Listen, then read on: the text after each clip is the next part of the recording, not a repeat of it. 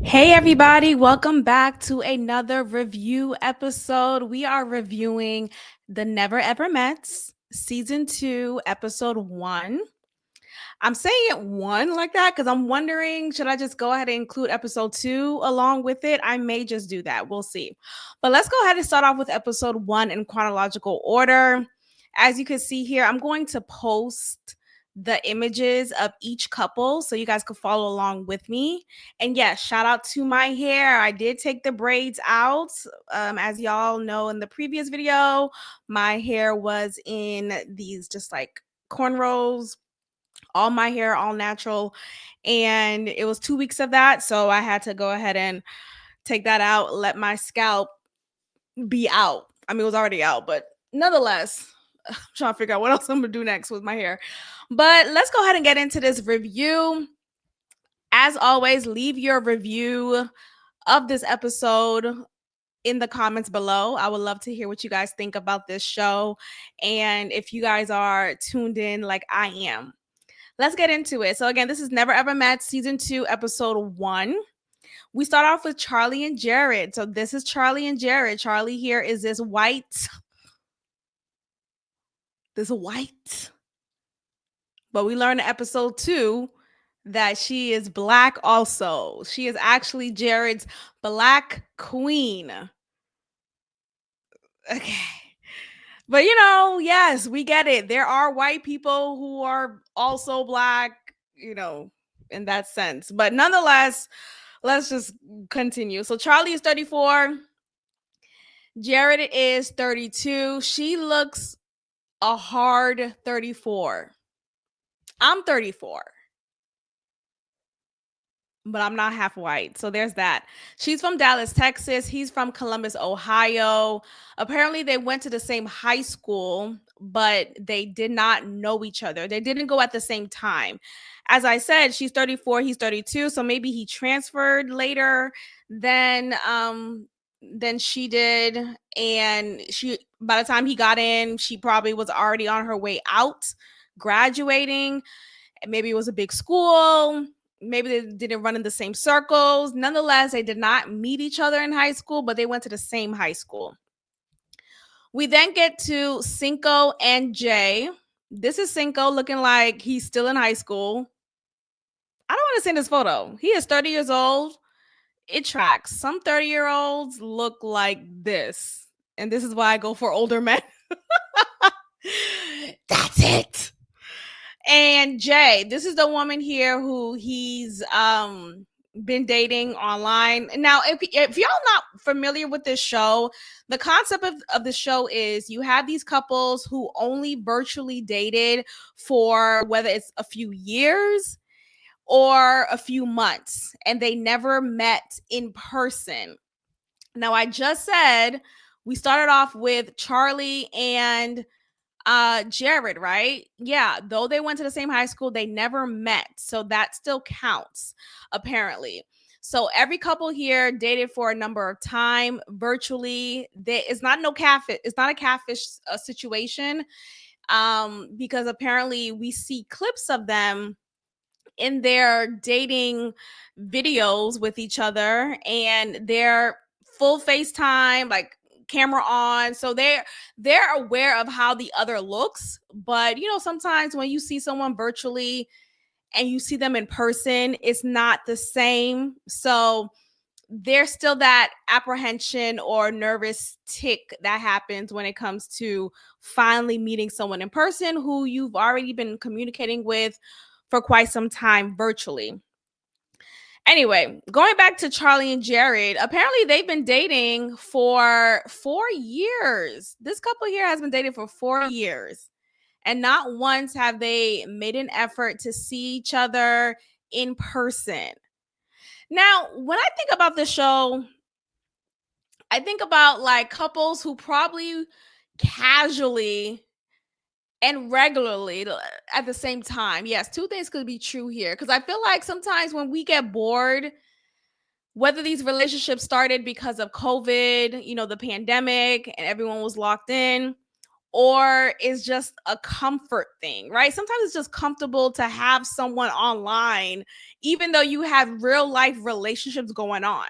So I think despite them virtually dating for 4 years, they weren't exclusive to each other. And we see that later on in this episode. And I'm just going to jump around just a little bit because we learn she is actually, she was with child when she was in the application process of the show. And we see those clips literally with child, like pregnant, if y'all don't know what that means.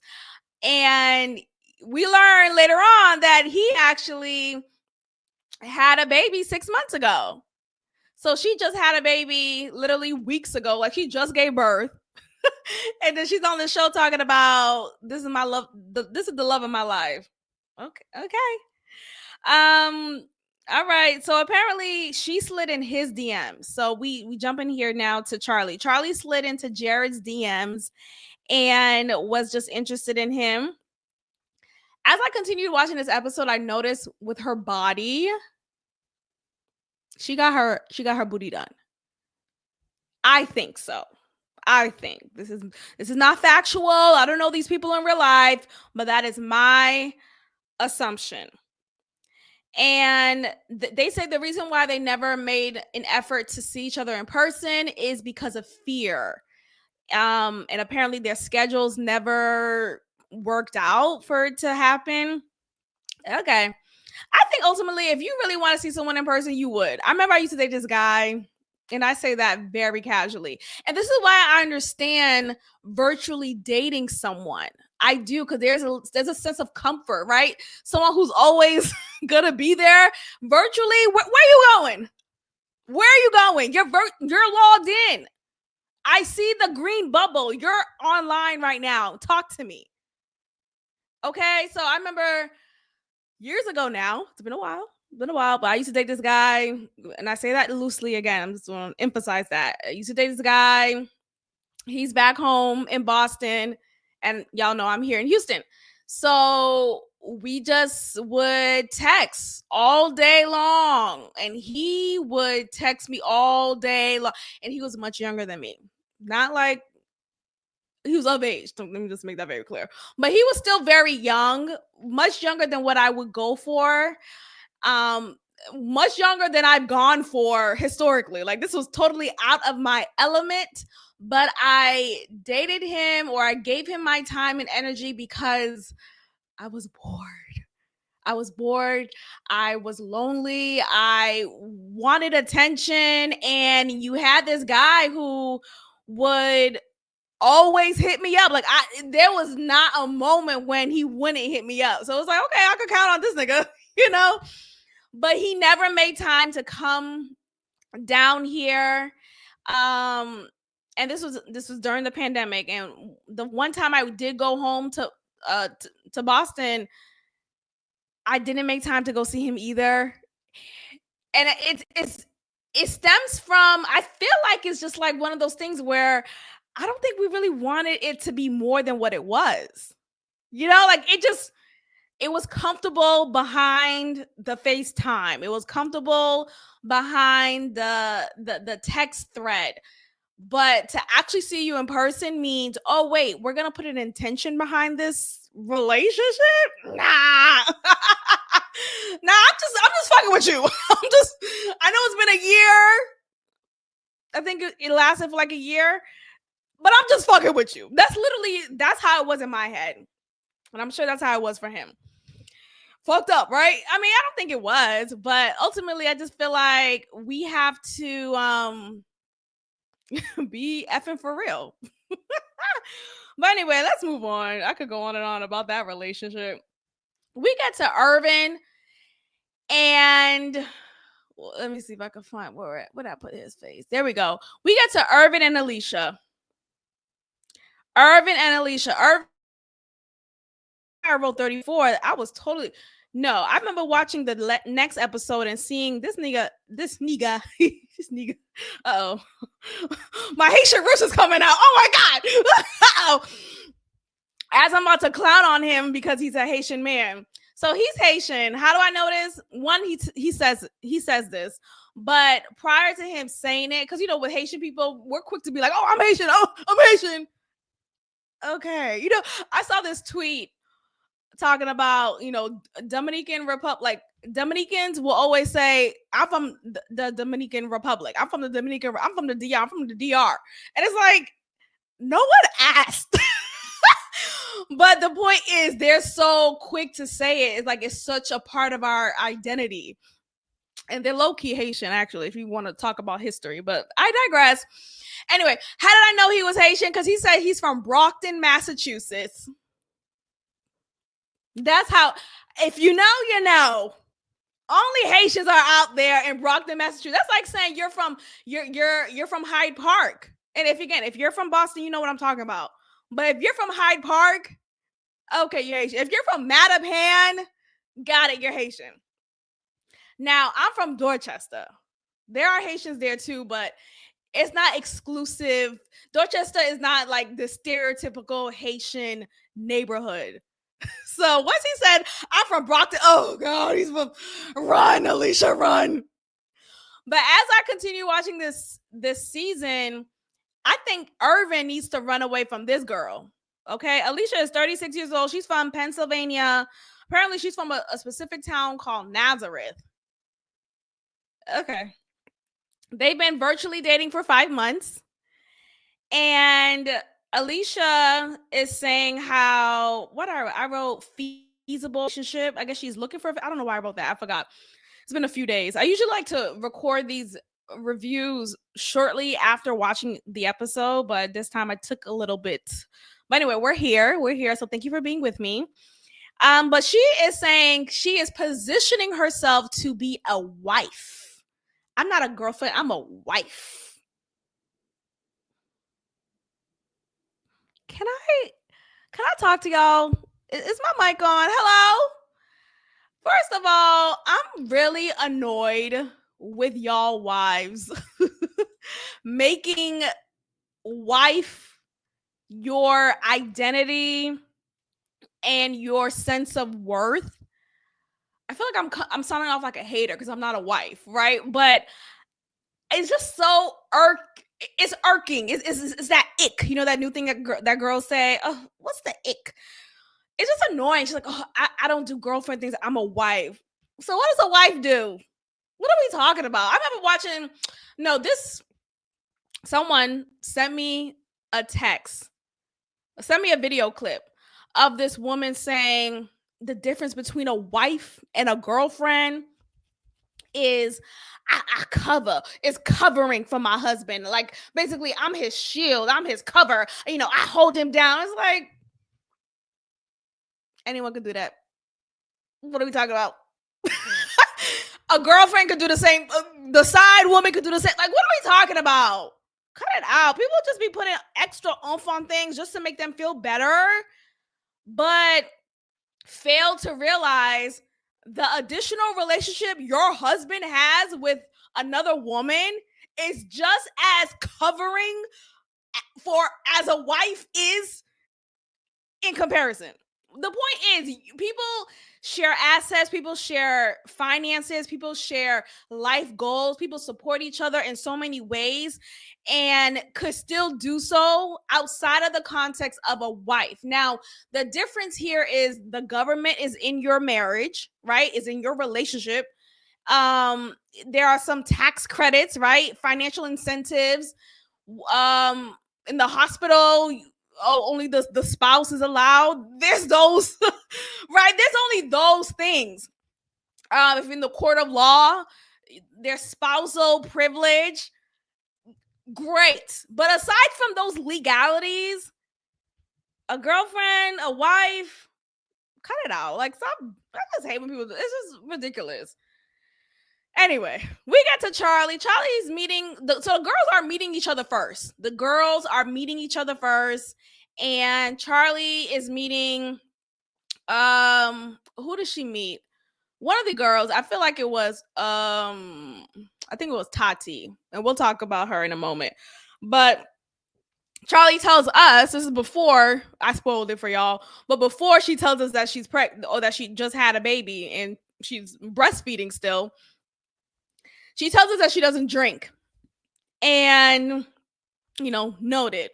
But sometimes when people be like, I don't drink, or I'm not drinking right now, people always want to question, oh, wait, why not? Are you pregnant? Oh, why aren't you drinking? Why can't it just be I don't want to? In this case, it's not just because she doesn't want to, it's because she's breastfeeding. But we have to move forward from that mindset of, oh, you can't you can't drink, or you can't have any type of abstinence from alcohol without being labeled as a bore or as someone who's pregnant. Tati and Clay. This is Tati. This is Clay. His name is Clay Vassier. I don't know. Pastor Cavassier, something. They've been virtually dating for 8 months. He's from ATL. She's from LA. And that was all I got from them. They haven't met because of busy schedules, apparently. Now, okay, is you make time for what you want. You make choices that you want to make. Okay, she's also a mom.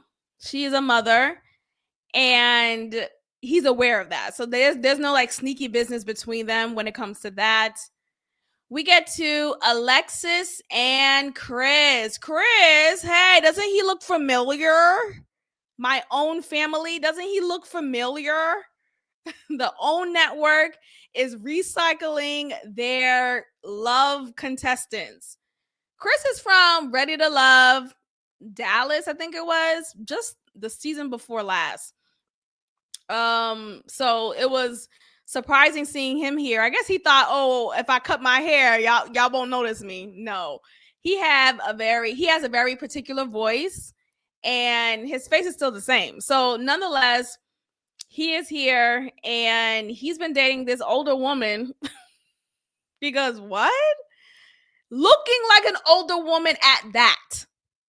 And this is not even, I guess that sounds very ageist, but still, just make it make sense. What are you doing with her? What are you gaining from her? Because from what we see throughout these last 2 episodes has been, because this episodes 1 through 3 are out, she is controlling. She is acting like a mother towards him, and if I say it like that, then it comes off incestuous. Nonetheless, I don't know what he sees in her. She is 49 years, but she says 45. Okay. And he is 35. He's from Dallas, Texas. She's from Philly. That's clear. She says things to him like, oh, send me a dick pic.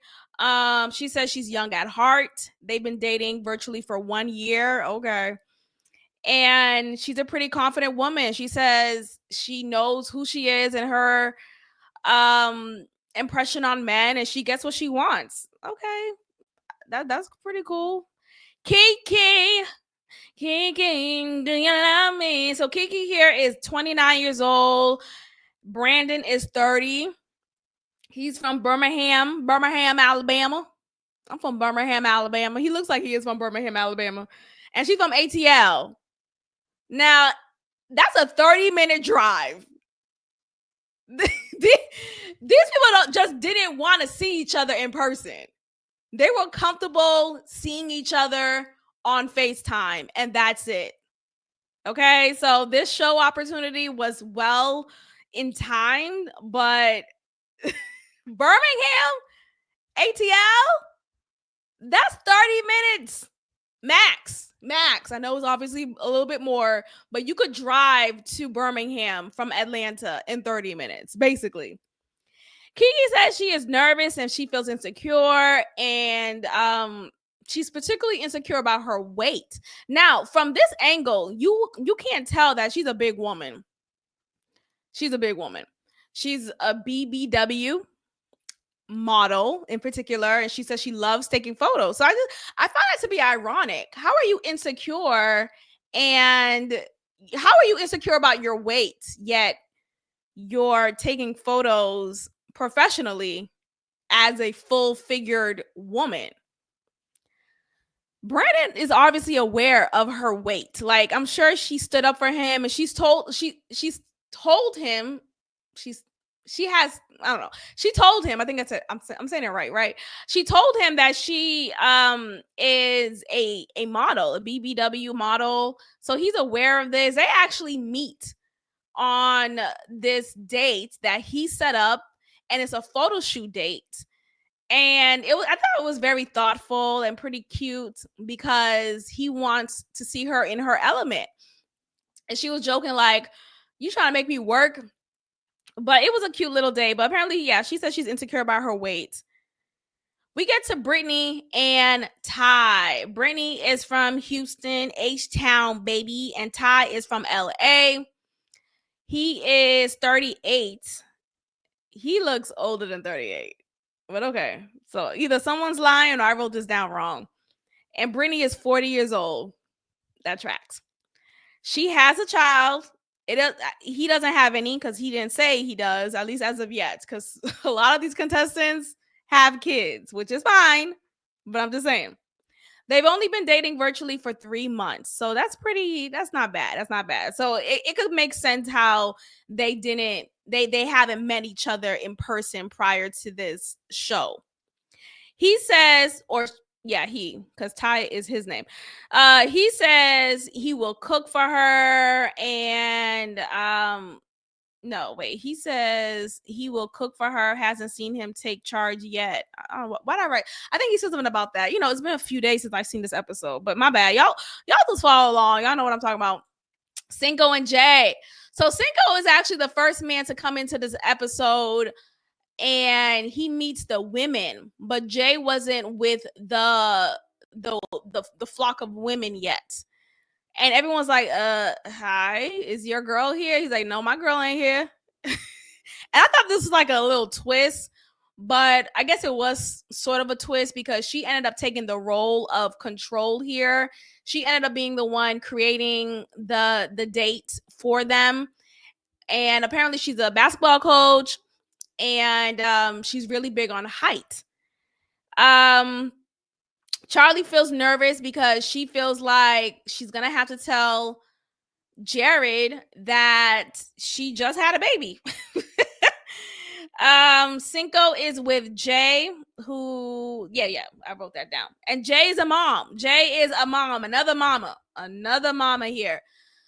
So Taronda Jones arrives, and again, she's our host. She says that the dates have been preparing their date and their meeting with the significant other. Charlie and Jared, they have their first date, and they are going to the pottery. Yeah, they're at a pottery location here, a little pottery date. They're joking about feet. The chemistry's right. Again, Charlie had a baby a month ago. Okay. Jay and Cinco, they are having their date. Jay sets it up. They're at a basketball court. They're shooting hoops. That's a fun date. Jay is big on height, apparently, because she's a tall woman herself. And she wanted to make sure that he is the height that he says he is. And they showed clips of her kind of joking with him, saying, I'm gonna bring a ruler to make sure you really are 6'3" or 6'5", whatever height he is. And he's like, ruler? And I'm like, yeah, you don't really take someone's height based on a ruler. We get to Brittany and Ty. They have a day. They go parasailing. That was pretty fun. I don't know if I will do something like that, though. That's a little too much for me, even with the life vest on. Brittany says she loved the hug that they gave each other. It felt very nice and warm. She likes that he's funny and he's a natural talker. There wasn't any moment there wasn't any moment on their date when she felt awkward. Like the conversation just flowed naturally. We get to Cinco and Jay, back to their date, and Jay says she feels nervous. She's trying to avoid eye contact with him. And it's cute. Like you could feel that they are genuinely attracted and interested in each other, and they're pleased with what they are seeing in front of them. So that's pretty nice. Brittany, let's get to Brittany. Brittany references that she can't go far from her baby. And she like they kind of talk about their future just kind of casually.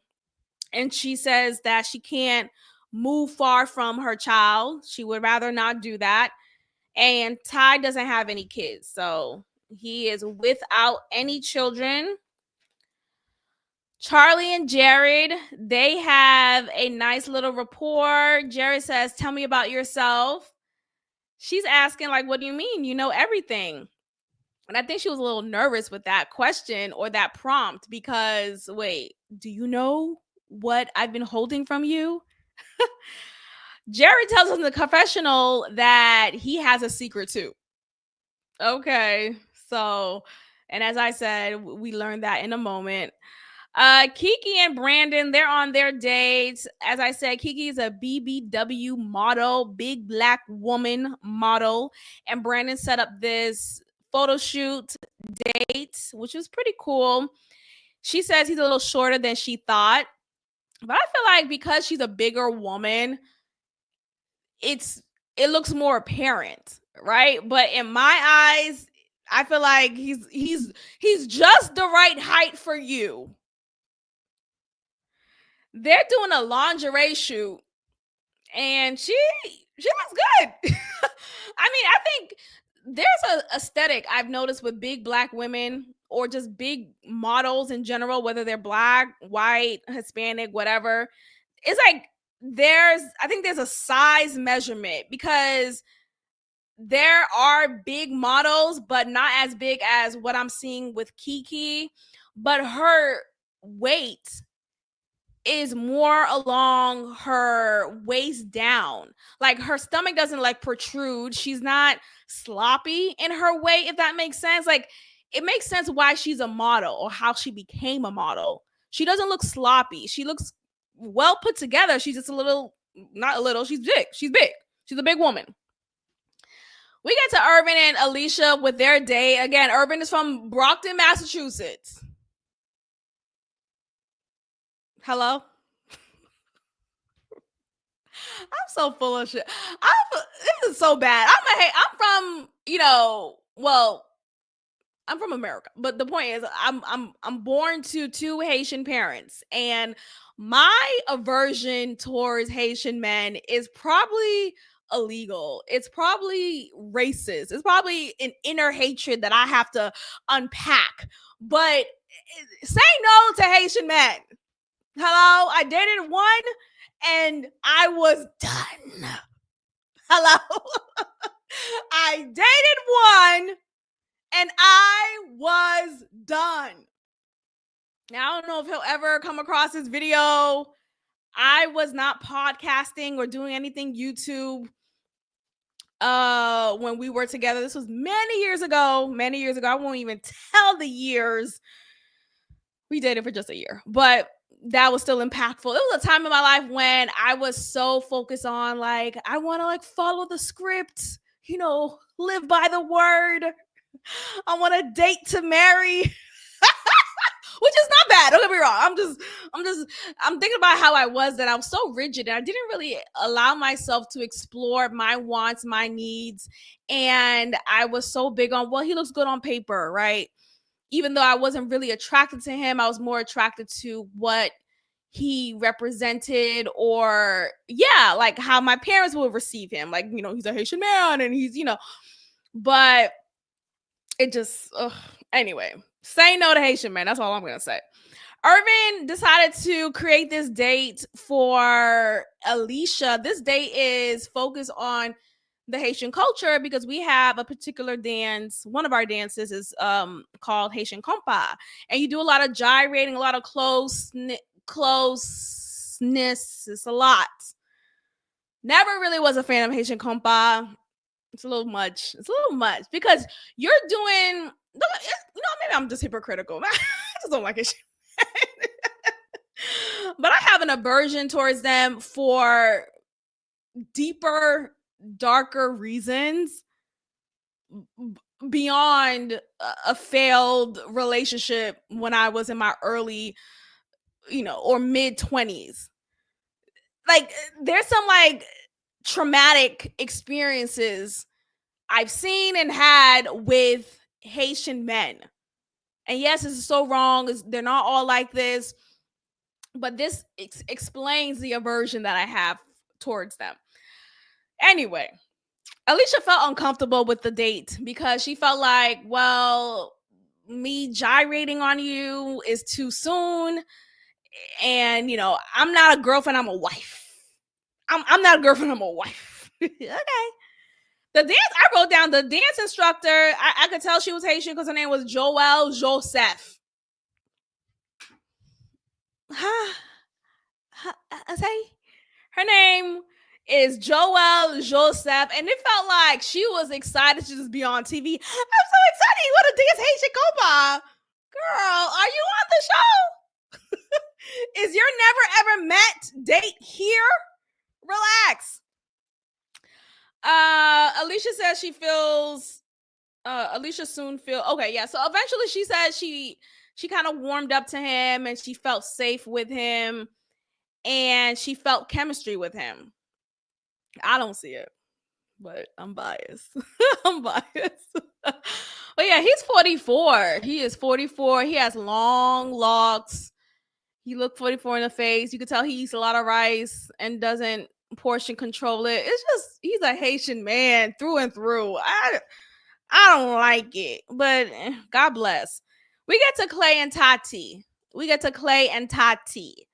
They're going horseback riding. She's a fun date. Clay says he feels nervous and not the right first. Oh, I wrote, yeah. It's a cute date, but I don't know if it's the right first date. You know what I mean? Like, I think it's a date that you would have later on in the relationship, but a first date, because you're adjusting to the horse, to this live, large creature, and you're galloping.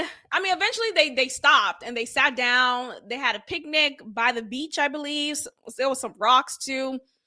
So that's a nice little view. But yeah, I don't know if it's good for a first date. Tati loves it because she loves animals and she thought it was a cute date. Kiki and Brandon, they are still in their date, and she says, so Kiki says she's nervous, and when she gets nervous, she drinks alcohol.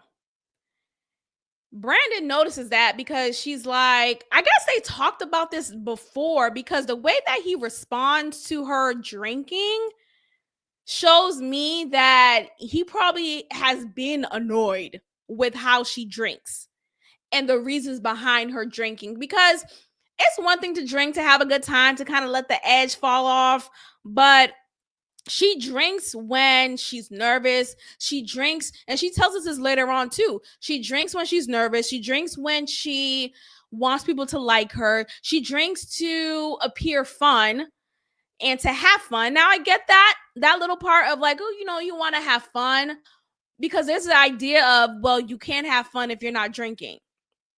And I used to think like that when I was in college.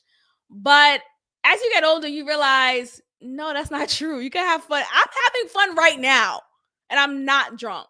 I haven't drunk an ounce of alcohol before, while recording or prior to recording. You know that. So the point is, I just, her intentions behind drinking is what is problematic. And I think that is a cause for concern. Absolutely. She calls him the Prosecco police because she tries to downplay it like, oh, it's just wine. It's just Prosecco. But regardless, it's still alcohol. And if you can't control the way you consume it, and if you're consuming it to kind of get by the moment because you're not regulating your emotions well enough, then that is a cause for concern. Absolutely. Absolutely. We get to Alexis and Chris. They're on the beach. Alexis feels like she that he owes her an apology, a public apology. Mind you, he comes down, they finally see each other in person, and I don't even remember if they even hugged. I don't think they hugged. But I mean, they greeted. Maybe they did. But nonetheless, the first thing she says, not, "Oh, I'm so happy to see you," or "You're so handsome. Well, look at you. Oh my gosh. I'm so happy we're finally together." She says to him, "Don't you owe me something?" As if he owes her money. The way that she said that was like, dang, did he borrow $500 from her? Don't you owe me something? Don't you owe me some money, nigga? She low-key should have just said that. She low-key should have just said that. She demands an apology from him. He gives his nice, because you know he has a strong baritone. He has a nice voice. Like, okay, panties off, like that type of voice. I love a baritone. Shout out to Freckles, baby, because I love his voice. Even when like we're on the phone and he'll just be like, "Hello, hello, hello, hello." That's how I feel inside. Like, oh my god, I love it. It's just so manly. I love a baritone. So apparently he was dating someone during the time when they were still virtually dating, and that made her feel some type of way, of course. So she wants an apology for that, and he immediately apologized. Like he acquiesces to her so quickly that it just immediately tells us, the audience, the dynamic of their relationship, that she is the aggressor and he is a submissive one. Now, I know there are many relationships like this today and seemingly work. I couldn't be in a relationship like that. I want my man to be the man. I want him to lead. I want to submit to him. I feel like that is the natural order of things. And when it's the other way around, I think there's just some disorder going on. Literally a disorder. We get back to Irvin and Alicia on their compa dance date. And she feels impressed by him. She's liking it. And it's a good vibe, at least right now. And I'm saying that as, what's that word? As has a foretelling. Is that yeah, I think it's been a minute since I used that term. But it has a foreshadow. That's what has a foreshadow. Okay, because oh Lord, this woman right here is the queen of gaslighting, and we'll see this in the next episode.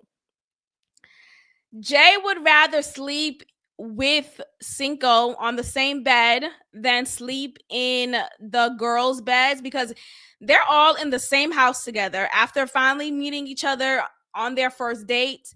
Every couple that I've mentioned, that I've showed you guys, this is 7. There are 7 couples here. They're all staying in the same home. It's a big house. And there's a room section off for the women, and there's a room section off for the men. But Jay, this woman right here, does not want to sleep in the room section off for the women, because in that room, there are only twin beds. So she feels like it's too small for her, and she'd rather sleep with her man. Like, it's been however long they've been dating. I want to sleep with my man. But I think that also means she's sleeping in the same room with the men, the other men. I think that's what it is. Unless they have a different room section out for them. I can't remember. But I feel her. I would rather sleep with my man too. We get to Clay and Tati.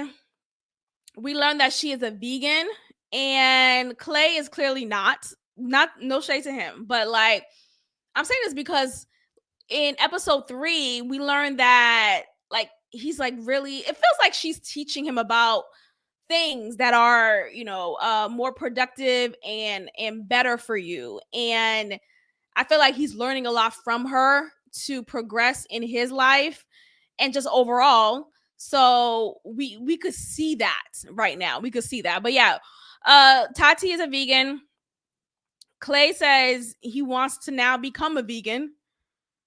Tati gives him her hand instead of a kiss. I wrote that down because there was a moment they're eating fruits and he had strawberries in his hand, and he's trying to feed it to her and lean in closer, or have her lean in closer to him, but she dubbed him, and that was awkward.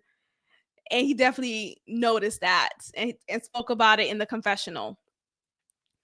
We get to Charlie and Jared again. Charlie feels guilty because she does not know how to tell Jared that she just had a baby 2 weeks ago. Now, I don't know if it was 2 weeks ago, but it was definitely yesterday. That's when she had her baby, and she came on the show. But okay. Charlie, we see a clip of her literally breastfeeding, like she's like pumping out milk from her breast.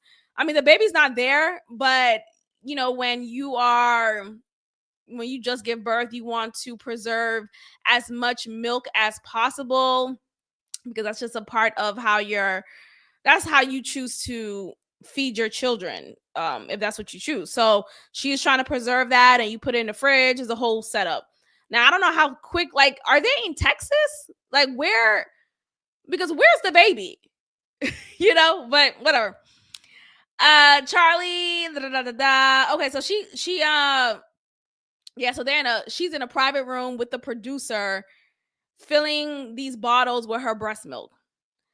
She finally pulls Jared to talk and tells him that she has 1 month. What did I say? A 1 month old. Okay.